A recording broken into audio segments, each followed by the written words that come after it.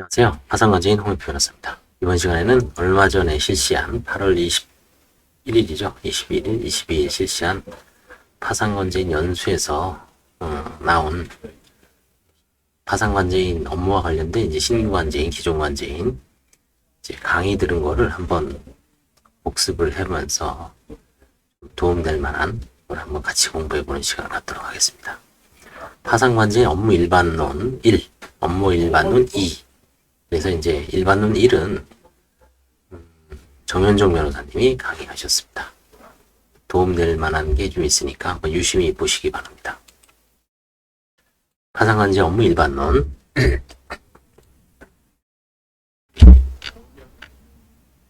목차를 보면 특이한 건 없습니다. 파산관제인이 지위는 뭔고, 권한과 의무, 파산선임 전후의 업무, 그 다음에 이제 가장 중요한 게 파산 선고 당시 진행 중인 소송 및 강제 집행 등의 처리 절차. 이게 이제 가장 급선무죠. 파산 재단 형성과도 밀접한 관련이 있고, 일부 지금 판결도 최근에 새로 선고된 게 있어서 논란이 있을 수 있습니다. 파산관제인의 지위와 권한과 의무. 파산관제인의 지위는 파산 절차를 수행하기에 필수적이고 가장 중요한 기관으로서 파산 선고와 동시에 선임합니다. 파산재단을 관리 처분할 권한이 있습니다. 파산재단은 원칙적으로 채무자가 파산 선고 시 가진 모든 재산을 말합니다. 파산자가 파산 선고 시 가진 모든 재산은 파산재단을 구성합니다. 재단. 그리고 그 파산재단을 관리 및 처분할 권리는 파산관제인에 속하므로 파산관제인은 파산자의 포괄승계인과 같은 지위를 가지게 되지만 파산이 선고되면 파산채권자는 파산 절차에 의하지 아니하고는 파산채권을 행사할 수 없고 파산관제인이 파산채권자 전체의 공동의 이익을 위하여 선량한 관리자의 주의로서 그 직무를 행하므로 선관주의 의무죠. 파산관제인은 파산 선고에 따라 파산자와 독립하여 그 재산에 관하여 이해관계를 가지게 된 제3자로서의 지위, 이중적 지위를 갖는다. 포괄승계인과 같은 지위, 독립된 제3자의 지위. 이건 어떤 이제 그 상황의 어떤 필요에 따라서 법률이 판례가 이런 식으로 보는 거죠. 파산관제인의 지위 권한과 의무입니다. 계속. 따라서 파산자가 상대방과 통정한 허위 표시를 하여 가장 채권을 보유하고 있다가 파산이 선고된 경우 그 가장 채권도 일단 파산재단에 속하게 되고 파산 선고에 따라 파산자와는 독립한 지위에서 파산채권자 전체의 공동의 이익을 위하여 직무를 행하게 된 파산관제인은 그 허위 표시에 따라 외형상 형성된 법률관계를 토대로 실질적으로 새로운 법률상 이해관계를 가지게 된 민법 108조 제2항이 제3자에 해당한다. 채무자와 그 통정 허위 표시 상대방이 서로 짰기 때문에 이 경우에 파산관제인은 몰랐죠. 그래서 선의 제3자에 해당한다. 대항 못하는 거죠.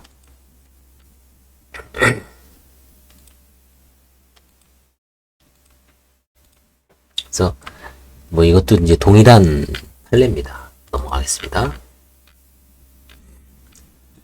이게 이제 파산관제인이 지위였고요. 그 다음에 파산제인이 권한은 뭐냐? 구체적인 파산관제인은 취임 후 즉시 파산재단에 속하는 재산이 점유 및 관리에 착수해야 한다. 법인 같은 경우 그래서 이제 뭐 그 현장, 공장 같은 게 있으면 현장에 이제 직원을 보내서 보조인을 보내서 점유 착수에 대한 어떤 그 현황편도 고지하고 그것도 붙이고 그 다음에 이제 뭐 법인에 관한 인감, 그 다음에 공인인증서, 통장 이런 걸 다 점유를 하죠. 개인 같은 경우에 뭐 그 정도까지는 안 하죠. 뭐 차도 이제 그대로 채무자가 타고 다니게 하고 부동산은 당연히 뭐 사용하게 하고 현장을 방문하는 경우는 이제 극히 드뭅니다. 2016년도인가요? 그때는 아주 뭐 관제인 법원에서 독려해서 관제인별로 아주 경쟁을 시켜서 한 달에 몇 번 가냐 이런 걸 체크를 하면서 상당히 강도 높게 조사하던 시절이 있었습니다. 그때가 2016년도입니다. 16년도, 15년도. 법원의 어떤 고위 정책 판사 아니면 수석부장이나 법원장의 어떤 그 성향에 따라서 파산제도도 실제 사람이 운영하는 거다 보니까 약간 온도 차이가 있습니다. 지금 뭐 극명하게 드러나죠. 서울하고 이제 수도권 지방 조사 강도도 다르고 채무자한테 받는 서류도 다르고 그 다음에 부부재산이나 상속재산에서 취급하는 방향도 이제 좀 서울을 따라오는 경향이 있지만 작년까지는 극명하게 갈렸습니다. 그 다음에 개인회생에서는 코인이나 주식 투자에 대한 거를 청산가치에 반영할 것인가 말 것인가, 이것도 이제 서울에서 가장 채무자에게 관대한 제도를 지금 운영하고 있습니다. 파산의 목적 달성을 위하여 파산 절차상 필요한 일체의 행위를 할 권한을 갖는다. 그래서 첫 번째, 적국재산의 관리, 중단된 소송의 수계, 파산재단의 정리, 수집 환가. 수집이라는 이제 재산을 모으는 거죠. 환가는 뭐 말 그대로 환가, 이제 돈으로 바꾸는 거죠. 값이 나가는 그 재산을 돈으로 바꾸는 것을 환가라고 합니다. 바꿀 환자죠. 환승 연애할 때 환승, 그 다음에 환혼, 뭐 이런 거하고 아마 한자가 똑같지 않나 싶습니다. 소극재산의 관리, 신고채권의 조사와 이의 등. 그 다음에 3. 배당의 권한, 배당허가의 신청, 이제 배당 실시, 배당 통지, 계산 보고, 그 다음에 종결 보고서 작성. 배당의 어떤 이루는 절차는 한 10가지 정도 된다 그랬죠. 11가지. 그래서 배당의 권한이 있습니다. 그 다음 네 번째, 채권자 집회에 관한 권한. 제1회 채권자 집회에서 파산 경과를 보고합니다. 지금은 이제 미리 보고서를, 뭐 예전에도 그랬습니다. 다 내고 판사가 이제 전체적으로 쭉 보고 그중에서 이제 문제 있는 사건에 대해서 이제 의견 고안을 하면서 진행하는 걸로 하죠. 다섯 번째, 면책 불허가 사유 조사, 보고와 이의 신청. 면책 불허가 사유 조사하여 보고할 수 있고요. 채무자의 행위에 대해서 이의 제기를 할 수가 있죠. 이게 관제인의 권한입니다. 파산관제인은 의무도 갖고 있습니다. 선량한 관리자, 선관주의라 그러죠. 파산관제인은 선량한 관리자의 주의로서 그 직무를 행해야 한다. 이건 파산법 361조 제1항에 있습니다. 그 주의를 게을리한 때는 이해관계인에게 손해를 배상할 책임이 있습니다. 아주 엄중한 책임이죠. 부인권의 유무에 관한 조사 및 그 행사를 권리한 경우, 예를 들어서 부인권을 행사해야 할 사항에 대해서 파산관제인이 게을리해서 깜빡하고 넘어갔을 때 이해관계인은 채권자죠. 채권자가 이제 관제인한테 손해배상을 할 수가 있습니다. 그 다음에 이제 대표적인 게 손해배상 많이 당하는 경우가 있을 수 있는 게, 우선권 있는 재단 채권을 완벽하게 조사해서 파산재단이 형성되면 세금, 그 다음에 이제 사대보험료, 이런 걸 먼저 내줘야 되는데 깜빡하고 내주질 않아서 채권자한테 다 배당한 경우, 채무자가 나중에 자기가 이제 결국 그 면책이 안 되니까 조세 채권은, 그때 관제인한테 문제 제기를 할 수가 있죠. 그런 소송도 간혹 있습니다. 그 다음에 중립 및 충실 의무, 상법상 자기거래의 금지 등 충실 의무에 관한 규정이 적용됩니다. 그래서 자기가 스스로 파산재단의 어떤 그 재산을 자기가 취득할 수가 없죠. 파산재단 소속 재산의 환가 처분에 있어서 직접 또는 간접으로 그 상담행위 되는 것을 허용하지 않습니다.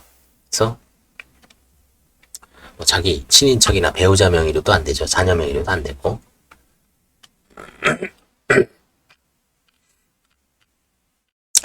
보고 의무도 있습니다. 보고 의무는 채권자 집회에 대한 보고. 파산관제인은 채무자가 파산 속에 이르게 된 사정 및 채무자와 파산재단에 관하여 경과와 형성에 관하여 제1회 채권자 집회에 보고해야 되죠. 그 다음에 법원에 대한 보고. 파산관제인에 대한 일반적 감독권을 가지는 법원의 관제 업무 수행상을 보고할 의무가 있습니다. 492조에 보면 법원의 허가를 얻어야 되는 사항이 이제 쭉 열거하고 있죠. 한 열 몇 가지가 열거되어 있는데, 그 외에도 이제 수시로 의문나는 점이나 이런 거는 이메일이나 서면으로 판사한테 보고를 해서 이제 허가를 받든지 아니면 지침을 받아서 의견을 들어서 이제 수행하고 있습니다. 의무 위반에 대한 효과, 관제인 해임 사유에 해당합니다. 해임 사유. 그 다음에 실수가 여러 번 반복되면 결국 이제 2년 임기인데 2년 후에 이제 개임되는, 관제인 명부에서 삭제되는 운명에 놓일 수가 있습니다. 이번에도 이제 전체적으로는 5명, 그중에 이제 2명, 3명 정도가 이제 삭제가 됐죠. 그래서 늘 하여튼 엄중하게 긴장하면서 해야 됩니다. 손해배상 책임도 있을 수 있습니다. 파산관제인 개인이 손해배상 책임과 파산재단의 손해배상 책임은 부진적 연대 책임이 강입니다. 그래서 파산재단이 거의 뭐 빈털털이라 그래도 파산관제인 개인적으로 책임을 져야 할 경우가 있습니다. 뭐 예전에 제가 이제 파산관제인 하면서 각종 어떤 이제 상담도 많이 하고 의견을 들었을 때 간혹 있습니다. 여러 가지 어떤 이제 문제된 상황에서 해결 방법 있었는데 어떤 손해배상 책임을 실제 뭐 케이스가 대두된 경우는 없는 것 같아요. 근데 이제 대두될 가능성이 있는 거에 대한 이제 고민이 개별적인 관제인별로 있을 수가 있죠. 엄중하게 처리해야 됩니다. 파산관제인 선임 전후의 업무. 그 다음에 첫 번째, 사건의 파악 및 채무자에게 연락을 합니다. 예를 들어 제가 오늘 우리 8월 28일 오후 4시에 이제 파산 선고가 있습니다. 서울에서는 이제 일주일에 5개씩 10개의 재판부가 있습니다. 4개, 8개는 이제 전담 재판부라 그러고 205와 215 단독은 기관 경유 사건, 뭐 법률구조공단이나 서울금융복지센터, 신용회복위원회에서 오는 사건을 전담하고 있습니다. 거기 이제 공동관제인 12명씩 공동관제인 3인 이상 사무실을 운영하는 관제인들이 12명씩 있는데 12명이 이제 한 6번에서 7번씩 맡고 있죠. 한 달에. 사건이 배당되면 이제 오늘 4시에 이제 선고를 한다. 그러면 목록이 파산 선고 목록이 일주일 전 뭐 화요일이나 수요일 정도에 옵니다. 그러면 기록에 들어가서 사건 이제 전자수송 사건 기록 연락을 해서 맨 앞에 신청인란에 대리인하고 채무자의 전화번호가 있습니다. 그 번호를 따죠. 그래서 뭐 19건인데 19건의 번호를 다 따면은 보니까 채무자의 전화번호를 안 쓴 데가 한 절반 정도가 됩니다. 그래서 절반 정도는 채무자한테 연락할 길이 없죠. 그러면 그때 사무실, 대리인 사무실에 연락을 해서 뭐 대신 전해달라고 하거나 아니면 전화번호를 다시 땁니다. 그러면 이제 한 거의 다 땁니다. 그래서 이제 19명한테 연락을 했고 일일이 다 출석 확인, 출석을 해야지 선고가 되니까 출석 확인 전화를 받습니다.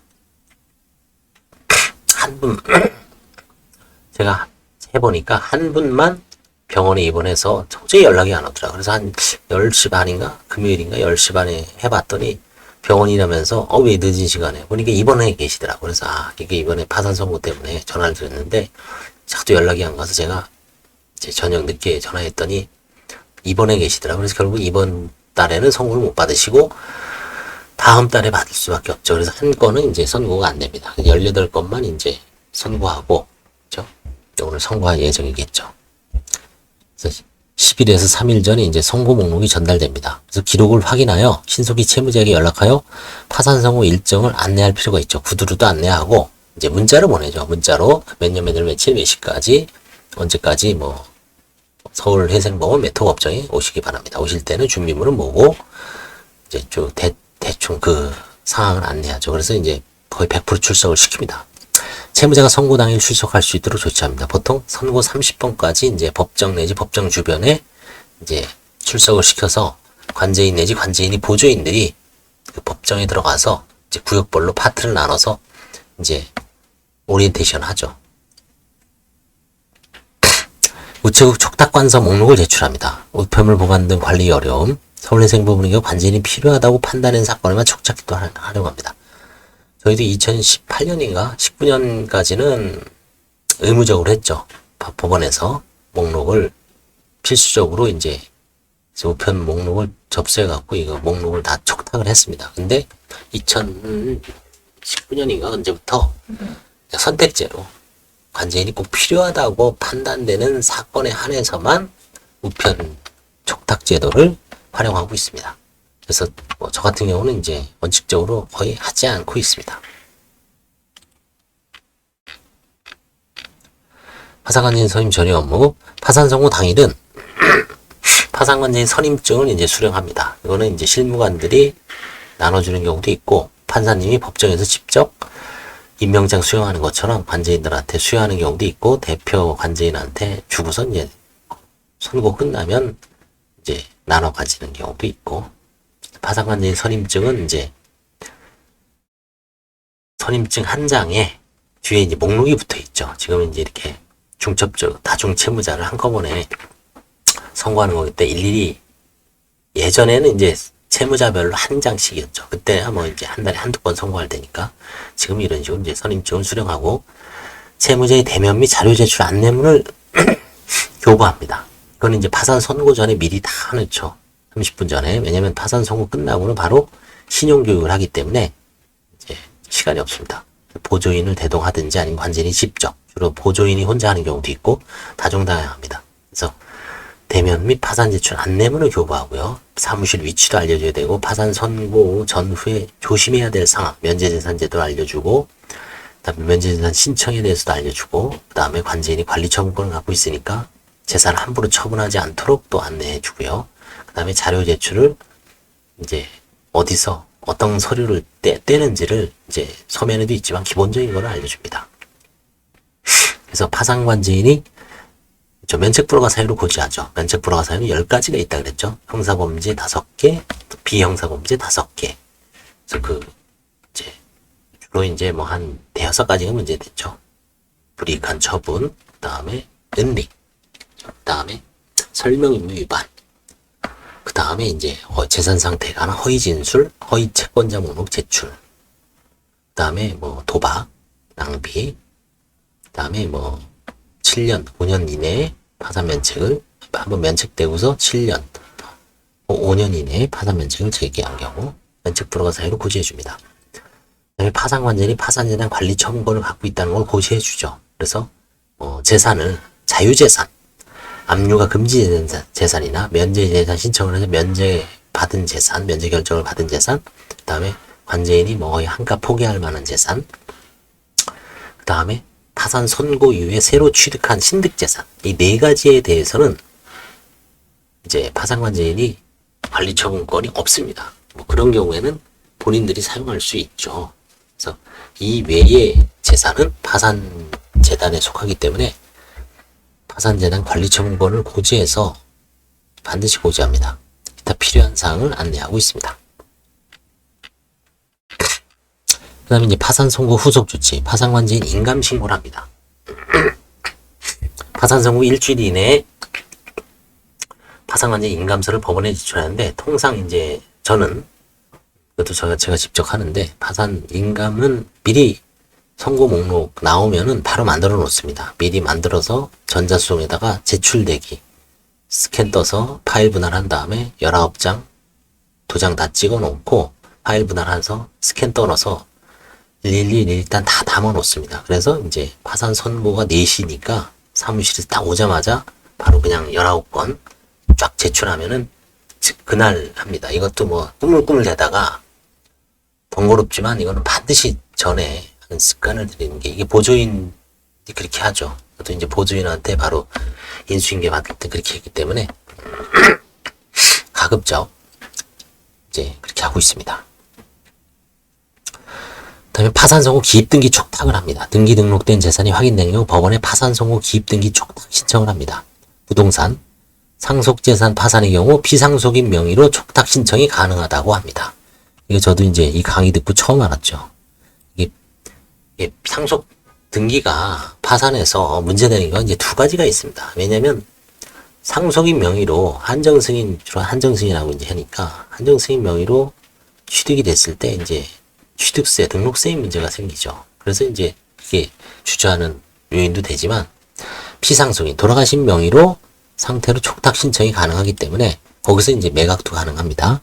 이게 이제 정현종 변호사가 이제 경험한 거기 때문에 이것도 뭐 막연하게 될까 했는데 이제 정 변호사님 이렇게 하고 계시더라고요. 그런데 이게 앞으로 등기 촉탁할 때 도움이 될 것 같습니다.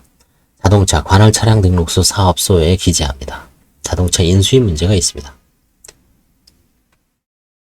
등기 등록이 되지 않는 재산의 경우 예금, 보험 해지, 환급금 등 처리는 보통 채무자를 시키죠. 채무자 내지 상속에서는 이제 한정수인 경우에는 상속인을 시켜서 예금 은행별로 다녀서 해지한 다음에 파산관제인 통장, 업무용 통장이 아니라 이제 파산관제인 채무자 통장이 있습니다. 글로 파산재단 통장으로 입금시키도록 요구하고 있습니다.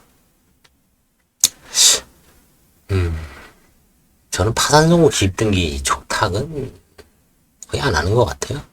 안 한 상태에서. 왜냐면 대부분 임의경매가 들어가 있고, 그 다음에 뭐 지분, 땅이 지분으로 되어 있어서, 뭐 가치가 별로 없어서 뭐 팔아 넘길 경우도 없고, 저 괜히 나중에 다시 말수 촉탁하기도 귀찮고 해서 그냥 촉탁은 잘 안 합니다. 저는. 안 하는 게 이제 거의 습관처럼 돼 있는 것 같아요. 이게. 옛날에 이제 이것도 판사님별로 틀립니다. 과거에 2012년, 12년인가 13년도 새로운 제도 하자마자 제가 사단독에 있을 때, 그때 이제 김모 판사님은 지금 이제 변호사에서 이제 로펌에 계시는데, 이거 안 했더니 막 이제 지적을 하면서 반드시 하라고. 그래서 이제 그때는 좀 했죠. 근데 그 이후에 또 뭐 다른 판사님들은 신경 안 쓰죠. 관세인 정권을 갖고 있으니까 뭐 잘못돼도 내 책임이고. 그래서 그 이후에는 안 하는 게 이제 또 습관이 돼서 14, 15, 16, 17, 18, 19, 20, 21, 22, 24. 안 하는 게 습관이 돼서 한 10년 지난 것 같아요. 근데 이제 이걸 쓴 정 변호사, 저와 같이 옆방에 있지만, 이 변호사님은 또 하는 게 또 습관돼 갖고, 원래 이렇게 해야죠. FM대로. 하는 게 맞는 것 같은데, 또 이게 참, 이게.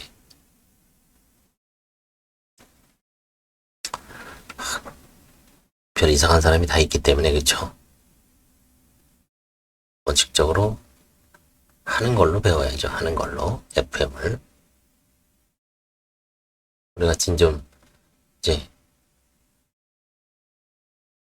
10년째 안 해오고 있는데, 뭐, 앞으로도 저는 뭐 안 할 생각인데, 하여튼, 파산송후 기입등기 촉탁 신청은 하는 쪽으로 해서 이제 배우시기 바랍니다. 신규 관제인들은.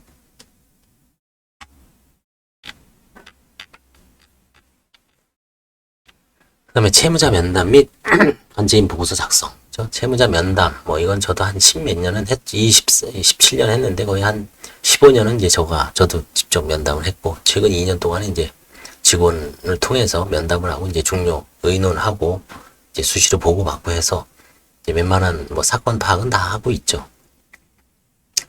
면담을 하면서도 이제 많이 배우고, 그 다음에 이제 면담을 하는 과정 속에서 이런 재산적 은닉이라든가 이런 힌트를 얻어서 발견하는 경우가 많기 때문에 관제인 면담은 가급적 반드시 관제인이면 한번 해봐야 됩니다.